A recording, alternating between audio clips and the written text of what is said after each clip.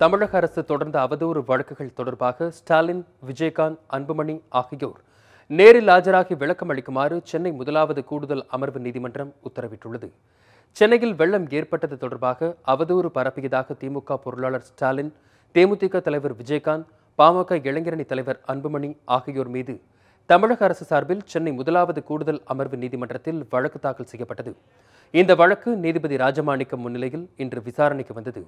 அப்போது அவதூறு வழக்கு தொடர்பாக ஏப்ரல் மாதம் 18ஆம் தேதி திமுக பொருளாளர் ஸ்டாலினும், 21ஆம் தேதி அன்புமணி ராமதாசும், 25ஆம் தேதி விஜயகாந்தும் நேரில் ஆஜராகுமாறு சம்மன் அனுப்ப நீதிபதி உத்தரவிட்டார்.